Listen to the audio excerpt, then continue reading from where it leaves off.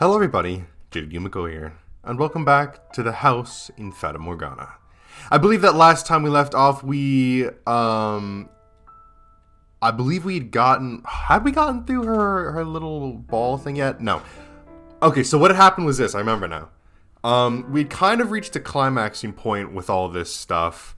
Both our main guy and this mysterious white-haired girl, I forget our main guy's name.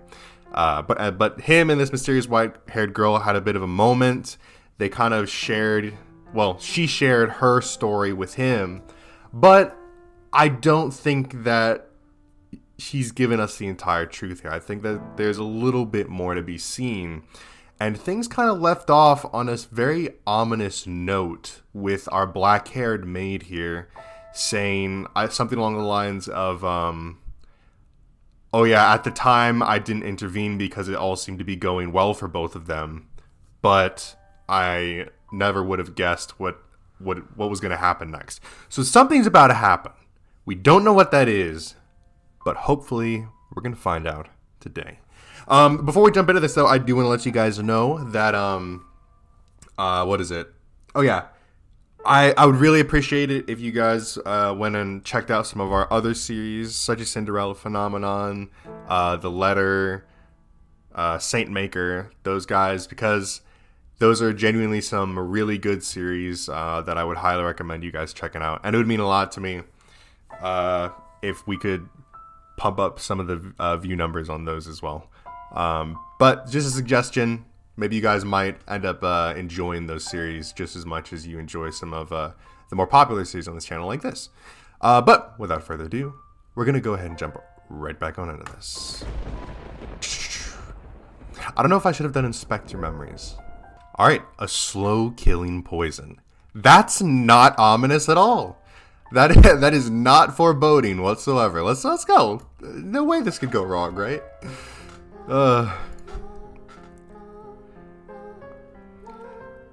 Now, Nelly, you love the theatre. Don't look so cross. Nelly was out with a man other than her brother that evening, a rare sight indeed, and she was quite clearly in a foul mood. I will not stand for this. That I should have to marry a man as disagreeable as Arthur. It's unthinkable. Ah yeah, Nelly was engaged. Out of nowhere. It's so loud. I have my volume at level 4, guys, and it's loud as shit. The man at her side was Nelly's fiancé, selected by her parents.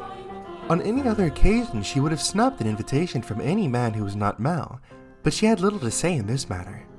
She was, for a lack of better word, forced to go out with him. And oh, how furiously she had fought against it. She had shoved aside the Abigail trying to fasten her corset, locked herself in her room, and sobbed for quite some time. It required the combined efforts of several of us to get her ready and out the door for her date. Come now, you should at least pretend you're enjoying yourself.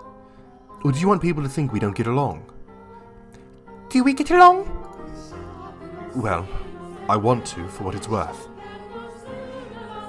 What it's worth to you is my name, not me. Are you really going to be like that? I went out of my way to take you to your favorite play. The least you could do is be a little kinder to me. What was it called again? Romeo and Juliet. It's been running for 6 or 7 years now. A family like yours or mine could pay to have a brand new script written. So why should we have to see an old play at a theatre full of commoners? It may be private, but even so, I would rather just have a show put on at my estate. Stop talking already! Why should I have to marry someone like you? I have absolutely no desire to marry you. Whatever it takes, I will put a stop to this. I'll talk to my father as many times as I must. Please, don't make such a scene. It's shameful. There are people around. Remember, you represent your family. Besides, our family are hardly strangers to one another. Try as you might, I doubt you can get rid of me. No matter what you say, you can't break this engagement. You don't... Your parents gave you too much freedom, and look at what a spoiled little girl you became because of it. Goodness, you're going to be quite the handful. Oh, get off your high horse! No, you're the one on the high horse, Nelly. You're going to be my wife. You could at least put some effort into liking me. What happens when I take you to a social engagement and you act like this? It's shameful to both of us. This coming from someone who used to call me Lady Nelly. What's your problem? When you chose to act like a lady, I'll gladly call you that again. Goodness gracious. Put yourself in my shoes for a second. I have to marry a bratty little girl because it will help my family. How dare you talk about me like that? You're not a damned princess. Open your eyes. If you think talking to your father will get you out of this marriage, you're welcome to try. I doubt he'll have it though. Otherwise, you can just go to complain about it to your friends. Oh, that's right. As far as I'm aware, you don't have any friends. Enough! As you wish. This is so frustrating.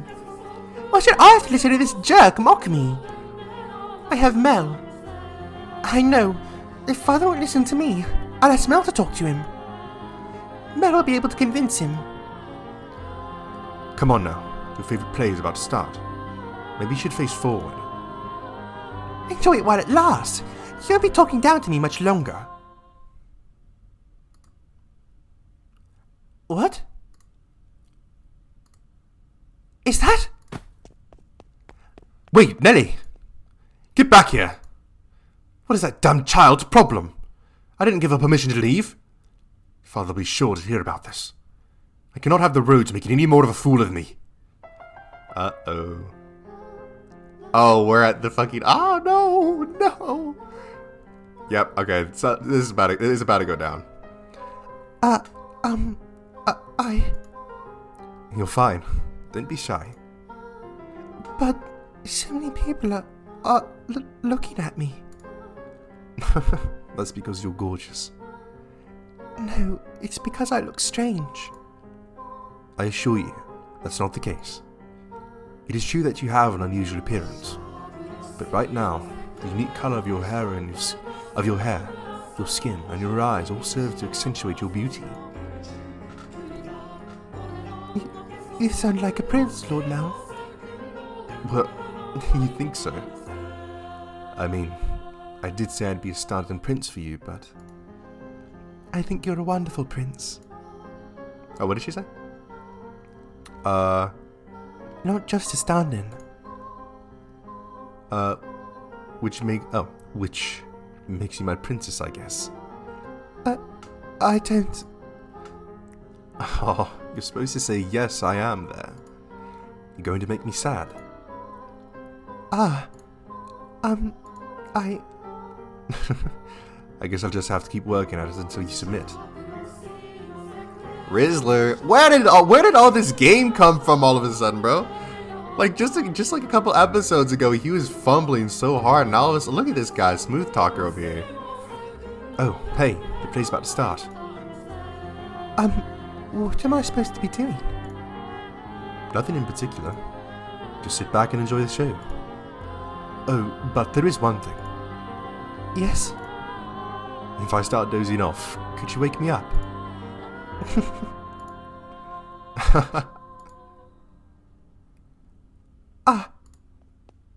Uh-oh. No. What? Dearest Mel! Nelly? Dearest Mel, why are you... What are you doing here? I asked her to join me. It's nothing to get worked up over. It is! It absolutely is! How many times did I ask you to come with me and you wouldn't? You don't even like theatre, dearest Mel, and you brought her! You're right. I'm not especially fond of plays, but I wanted her to be able to see one. Why are you making such a big deal out of this, Nelly? She's not suitable for you! What? She isn't good enough for you! Why would you choose her? She's creepy and you have no idea where she came from. Don't talk about her like that, Nelly. But... you don't even know who her family is. I do. What? Lord Mel? It's fine. You just stay quiet. Like the other maids, she comes from a respectable house. I looked into it. However, circumstances prevent me from telling you what that house is. No, you're lying. That can't be. She doesn't act like a lady. She lacks etiquette and she probably can't even dance. You expect me to believe someone like her is from a good house? Enough already, Nelly. Oh shit. Mel yelled at me. You have my word. You don't have to worry about her. So please, stay out of this, Nelly. It isn't any of your business if I spend time with her, is it? But dearest Mel. You need to stop hanging all over me, Nelly, and find someone for... Wait. What are you doing at the theatre? Are you here alone? Oh yes, dearest Mel. About that, I have a favour to ask of you. I've been wanting to talk to you about this since yesterday, but I haven't seen you at all. Settle down, Nelly. What is it? Father had me engaged without consulting me. And he picked Arthur, that disagreeable little... Oh, right, that. I already know. What? I heard it from Father. That reminds me, you didn't show up to breakfast this morning. I see now. It was because of your engagement. Dearest Mel. Is that who you're here with today? In that case, you should get back to him, rather than waste any more time with us. You knew I didn't want to get married, Mel. So why? Why didn't you talk Father out of it? Because it's your time, Nelly. If there's someone else you'd rather be with, then, well, you can try persuading Father, but... You're the only prince for me, dearest Mel. And the prince always grants his princess's wishes. Doesn't he? I just want you to say that you'll do that for me, dearest Mel. Lady Nelly. You stay out of this. It's all your fault. It's all because you showed up and played your little tricks on him. I warned you about this rat, dearest Mel. She's not suitable for... I told you I'd had enough already. Oh shit! How much longer are you going to How much longer are you going to continue acting like a child? I can deal with you being a spoiled little girl, but how dare you be so derisive to someone else? Mel hit me. Lord Mel. Go on. The show's about to start. People are already giving us dirty looks. Return to your betrothed now. I would apologize to him afterwards as well. You said you would always be by my side. That you would always be my prince. The time for make-believe is past, Nelly. No! I refuse to believe it. I will not have it. Nelly! My goodness, that girl. Are you not going to go after her, Lord Mel? No, just let her go. The only place she even has to go to is home. I just wish she'd start acting a little more like an adult. I imagine Lady Nelly is simply... She what? No, it wasn't my intention to get between you two. Don't blame yourself. It's not your fault we had an argument. But you two were so close. Well, yeah, we're siblings, so we're close, but nothing more. I do care about Nelly, and I enjoy spending time with her. But she's my sister, nothing more. Anyway, sorry for making such a scene. No, I imagine he left her betrothed behind without saying anything, so I'm going to go apologize to him. We have to keep up appearances. Stay here, I'll be right back. Very well. Oh, fuck. Master, what are your thoughts on the tale so far? Which of the siblings do you think was in the right, Master? The brother or the sister? Oh my, I apologize for the abrupt question. Did I startle you? What do I think? Yes, I believe Mel was probably right. He was also surely happier than her. As Mel had anticipated, Nelly fled from the theatre, leaving her fiancé behind. She forced her way into a carriage stopped outside, probably one called for a different nobleman, and ordered it to take her home. Mel's assumption was correct. The only place she had to return to was the mansion. The sun was beginning to set, and as a young lady, she could not simply go wandering through town alone, nor did she have any acquaintances to take her in. Her world was, in essence, composed of two elements, her brother and the rose garden. They were the light of her life at Rose Manor. She lived a very isolated existence.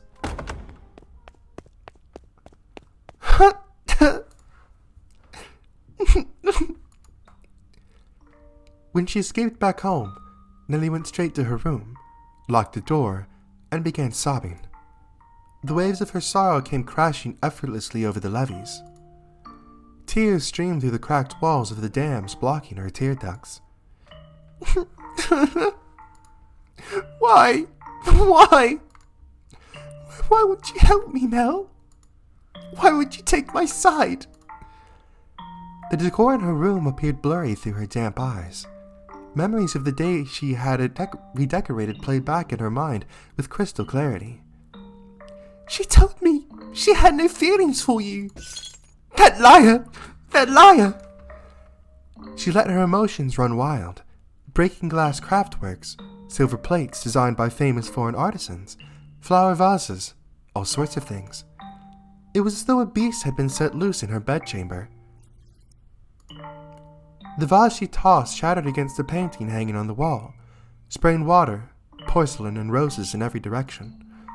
It was the portrait she adored so dearly, of her and her brother. In what appeared to her like a metaphor for her life, the frame fell off its mounting and came crashing to the floor. Nellie darted over and scooped it up. The frame had broken, but the painting inside was unharmed.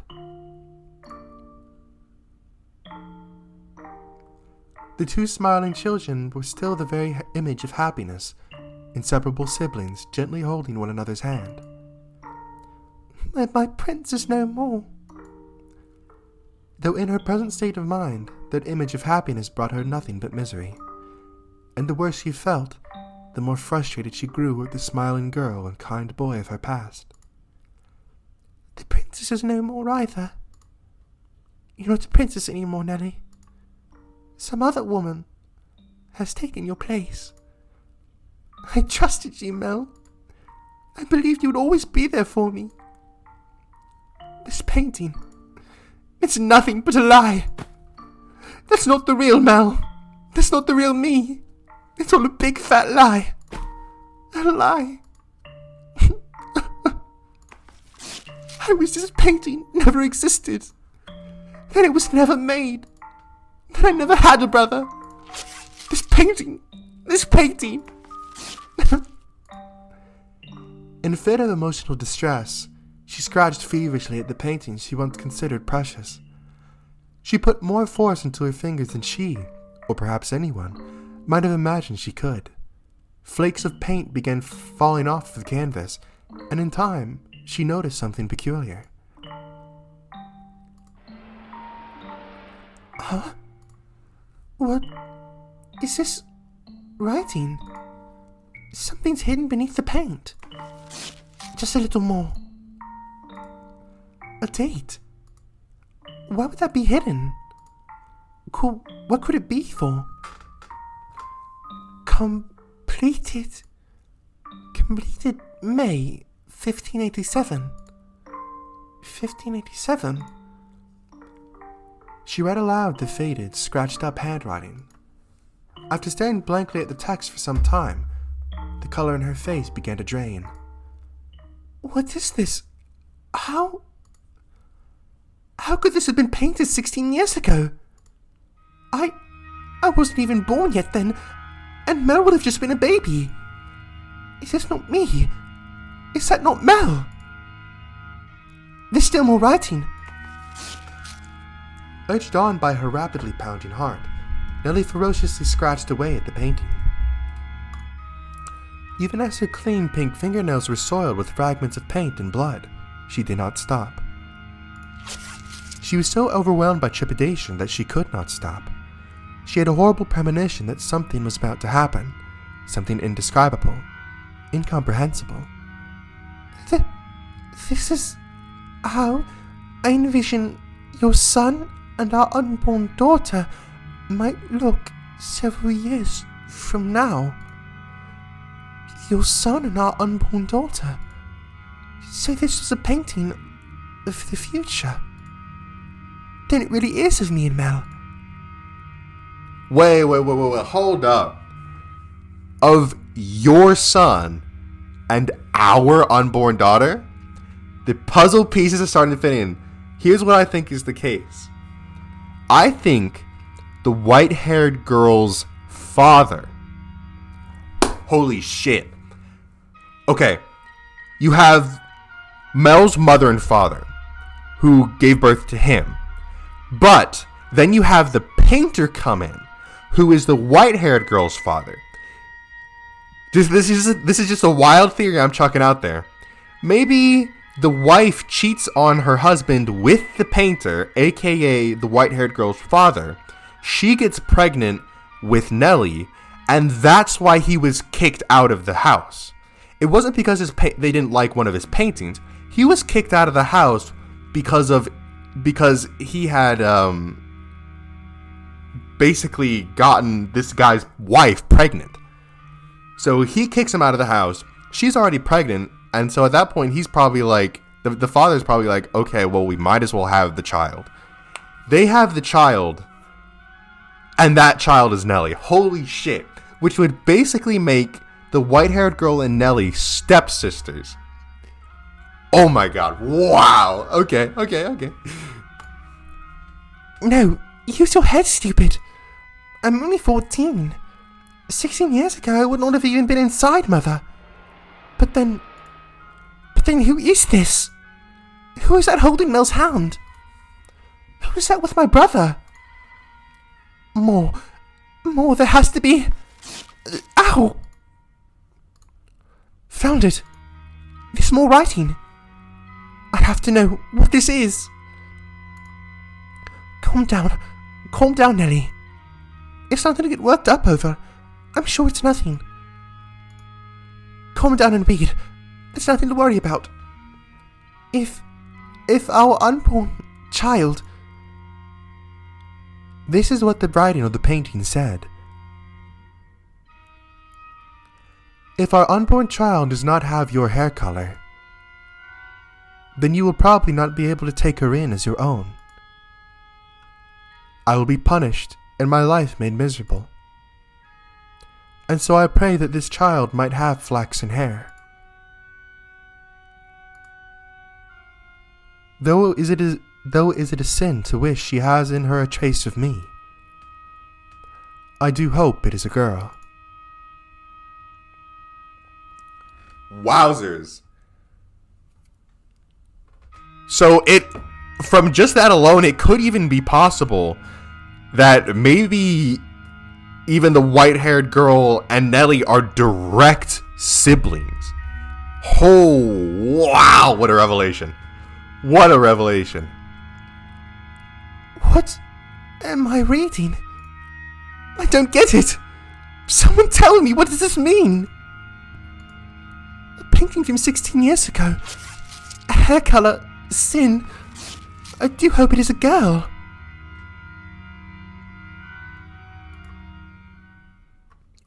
Whoa, boy. Oh my god. Alright, you gotta give me a second here.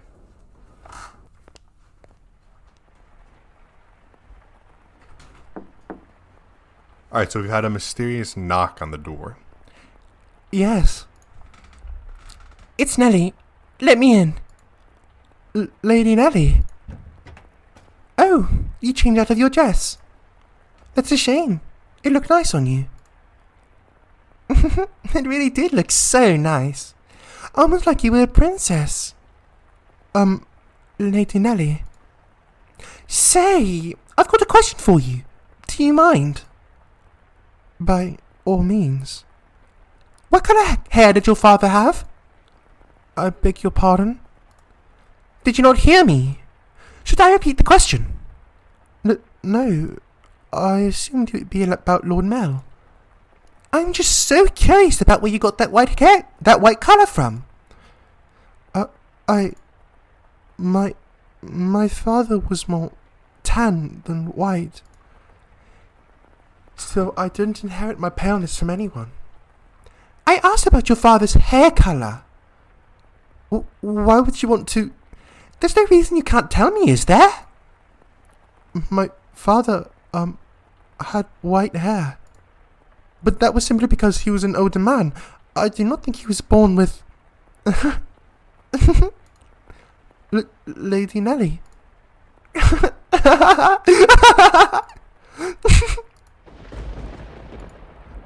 Hey, guess what? I figured it out. I figured it all out. And it was so simple. There's only one difference between you and me. The one thing that Mel fell for is... Well, why do you have those? No, stay back. Oh. Oh no. Oh no. I'm guessing they were scissors. We finally reached this point in the tale, Master. If your memory has been refreshed, then we can return to the mansion immediately. Very well then. If you insist, Master, we shall proceed with the story. It was a stormy night, much like the one the white-haired girl had first arrived on. It was quiet as a crypt in the mansion, not a single light visible in the halls. The house sat and waited for the sun to peek out over the horizon. The darkness is, generally speaking, something that rushes by like a gust of wind as we sleep. The flaxen-haired young man, too, lay in bed, pale blue moonlight sporadically streaming through the gaps in his drawn velvet curtains as he attempted to submit to slumber. He was having difficulty drifting on, but as time trickled onward, he drew closer and closer to the arms of Morpheus. Suddenly, he sensed a presence in the room, much like the one from those nights some weeks earlier. Is someone there? A slender, feminine finger pressed gently against his lips. There was no hostility in the motion, but rather a great deal of affection. The silhouette faintly visible in the dark room was the same as that night. A flash of lightning shone through the drawn curtains, illuminating her beautiful white hair. Several silky locks spilled over her shoulders and brushed against Mel's cheeks. A couple of soft puffs of air tickled his face, as though she were silently laughing. He assumed her finger, held gently against his lips, was her way of telling him to stay quiet. She began to slowly, delicately trace the outline of his mouth, moving down his cheek and along his jaw as if over porcelain. You're, rather more forward than I remember. Well, I suppose you always were quite daring. This isn't the first time you've snuck into my bedchamber. The boy said in an attempt to conceal his surprise. Do you remember the night she came to exact revenge on him for her father? Indeed, she had proven herself to be a rather bold girl once already. It's dark. I can't see you very well. Why don't I light a lamp, or perhaps we could open the... Before he could finish, the white-haired girl sealed his lips with her own. In the near-total darkness of his bedchamber, the two shadows appeared as one. They remained that way for several minutes. Their kiss was innocent, no more than the pressing together of two pairs of lips, and at the same time, the white-haired girl lovingly ran her fingertips across his skin. When their lips separated, Mel gasped for air. It seemed he had been holding his breath. Slightly embarrassed at himself, he said, "Oh, fuck." "Dearest Mel." Oh, fuck me. She's done scalped that bitch, huh?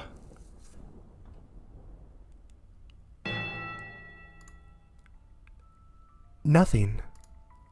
He could not speak. The silhouette hanging above him was certainly the white-haired girl's. Or was it? Because his next words were, Get off of me! He reflexively shoved the girl straddling him aside. She rolled off the bed, landing on the floor. But slowly, gradually, she crawled her way back toward him. That wasn't very nice. Veiled in darkness, she slowly lifted her head. And then, there was another flash of lightning. The heavy fabric of the curtains rustled, bolts of light streaming between the gaps. Her flaxen irises glimmered, though in the bluish-white light they took on a twinge of almost golden glow. No need to be so rough. This isn't the first time she's visited your bedchamber, is it, Mel? Or did I not kiss you the same way? Tell me, how does she run her fingers across your skin? What does she do when she nuzzles up to you? Stop this madness, Nelly! Why would you do this? Because you like white hair, don't you, Mel? You like white hair, which is why you fell for her, isn't it? So, if I have white hair, then you'll fall for me too. Then I can be your princess again, dearest Mel. What are you even talking about? He could not escape from her, from his sister's piercing gaze. Why? What happened? How could she? Questions crashed into the young man's mind like waves in a stormy sea, but none of them found answers. They simply caused him further perplexity. Your hair. What happened to your hair? How did you get it that color? Oh, this!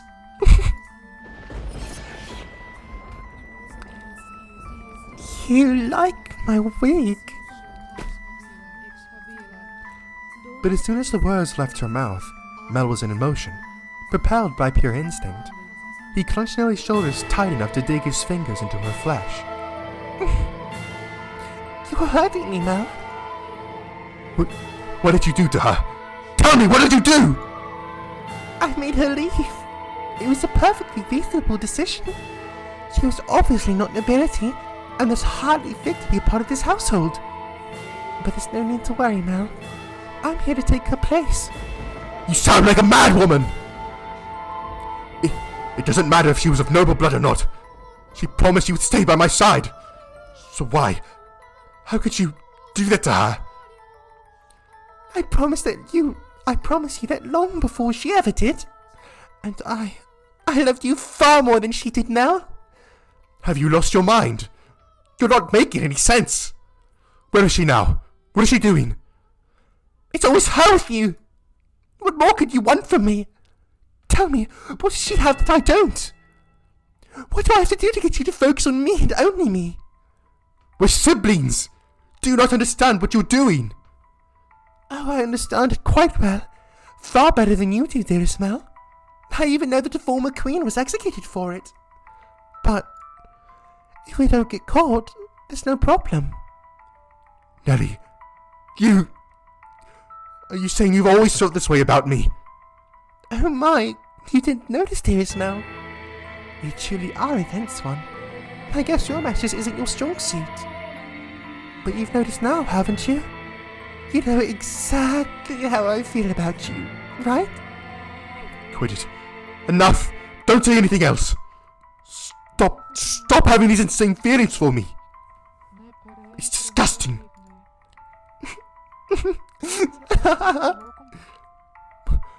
What are you laughing about? Poor Mel, containing your complete ignorance. Alright, I'll tell you everything. Mel, you can only love blood-related women. Huh?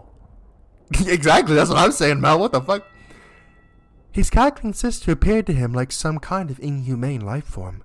Her actions and incomprehensible exclamations slowly drained him of his strength. What kind of deranged nonsense is that? I love her. She's your sister, Mel. Very funny. How far out of your mind have you gone, Nelly? Poor Mel. Do you honestly know nothing? Say that her father was a painter. He painted pictures for a living. What of it? For a time, her father painted for our family. You've seen the picture before, dearest Mel. The one hanging in my room of the two of us. That was painted by her father. He did a pretty good job, didn't he? I kept asking and asking until you finally agreed to hold my hand. And how did you feel about that? You were rather embarrassed, weren't you? Do you remember that day, dearest Mel? You couldn't possibly remember it. But there's a chance you might remember this. Before we moved into this mansion, we had a painter with white hair. I don't remember any such thing. He was long ago a painter in service of the Rhodes family. But that painter did something very, very bad, and because of that he couldn't remain a part of our household. Do you know what he did, Mel? He lay with Mother. I knew it! Oh, I knew it! My father was chased from your house! If the child had been born with flaxen hair, then the painter would not have been thrown out. The baby probably would have been accepted as part of the family. But that wasn't how it turned out. The child had white hair. She didn't look at all like she carried the Rhodes family blood. But see, Mother had me. That I'm here is all proof you need. The girl born 16 years ago didn't have flaxen hair. Up until his last breath, he was only ever concerned about me. He held me in his arms and ran his hand through my hair, an apologetic look on his face. You're talking total nonsense. What proof do you have? If you want to see it, I'll gladly show you. The artist left a message in the painting in my room. Tell me, am I truly wrong? What did that girl tell you? You're lying. What part of it is a lie, Mel? Everything I'm telling you is the truth. Why don't you go ask Mother? I'm sure she would throw quite the fit. Mother wouldn't. The mistress did not send me away when she saw me. Quite the opposite. She took me in as a servant. It never made sense to me. Why would she oh, that's her. Fuck. It never made sense to me. Why would she hire a maid she knew nothing about, someone who just showed up at the door one day? And then I asked Mother to make her my maid. She stubbornly refused. From a good house. Don't make me laugh. If she were really nobility, she would have given us her name. But Mother was so desperate to cover up her mistake. That doesn't make any sense. I don't believe a word you're saying. It couldn't possibly be true. Wouldn't it be nice if you could bury your head in the sand? But now, feigning ignorance is a sin. No! I refuse to believe it. Not a chance in hell. You just don't understand anything. How I feel. How much I've suffered. Do you have any idea how long I've left you? Knowing that you would never accept my affection. But then, fancy that. You fell in love with your half-sister. Then I shall qualify for your love too. Shouldn't I, Mel? Stop it! Enough! Shut your mouth! Not another word! I don't believe any of this. Mel!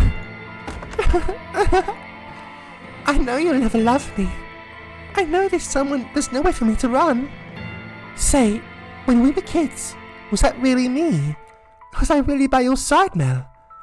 If that painting tells the whole truth, I was never once did I get to be your princess. Not even once.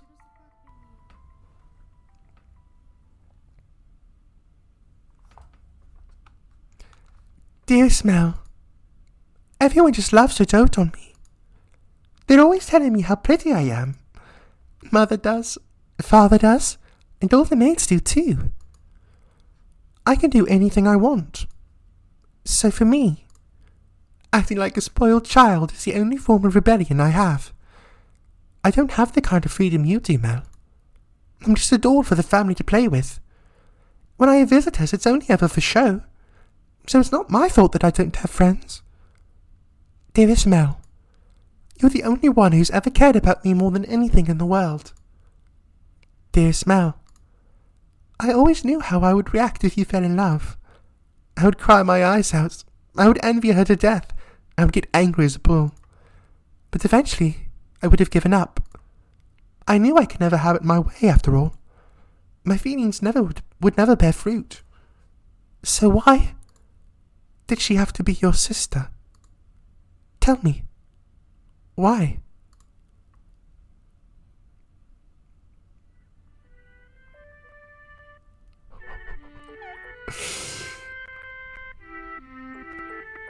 We're gonna stop it right there. We're gonna go ahead and save right there.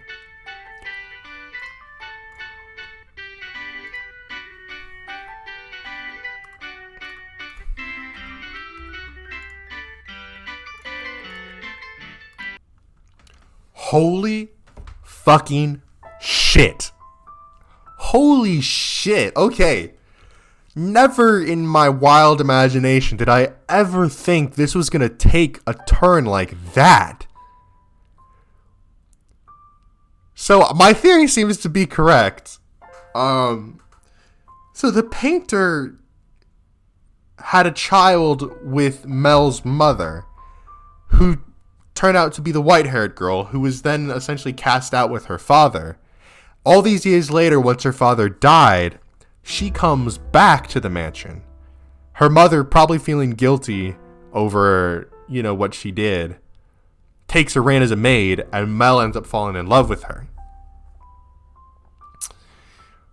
Wow. So, and then fucking Nellie goes apeshit crazy. I'm assuming she scalped the white-haired girl, potentially. She either scalped her or she just no, she had to have scalped her. She totally scalped her. Oh, so Nellie's just fucking snapped. What the fuck, man? The last thing I expected this whole thing to be was an incestuous yandere fucking scandal drama. I did not expect that shit at all. I mean, I'm at a loss for words, man.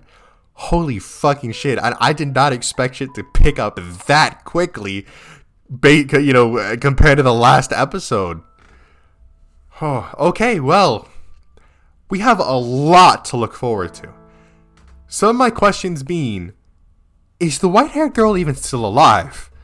Because as far as I understand, it's like, if you're having a novice girl scalp somebody, I don't know if they'd be living through that, just even from the shock. So, is she alive? Did she know that Mel was her brother? Is that why she was so, constantly hesitant? Or was she only hesitant because she felt she needed to get revenge on him? So, did she know? And what's the fate of all these characters? Because again, assuming that the white-haired girl was scalped, she's either dead or so horribly disfigured that she would have ran off and we'll never see her again. Mel is going to be absolutely fucking traumatized by all this shit. And I don't know what the fuck is going to happen with Nellie. Oh, God. Okay. I did not expect when I was getting into this game for that to be even one of the possible outcomes. All right. Well, that's going to be it for this time. I hope you guys enjoyed. If you did, make sure to leave a like on the video and tell me in the comment section below what you'd like to see me play next. If you enjoyed this video or any of the videos or series on my channel, then I highly recommend that you hit the subscribe button and turn on post notifications so you'll be notified when one of those videos comes out. Anyways, that's it for me, and I'll see you in the next one.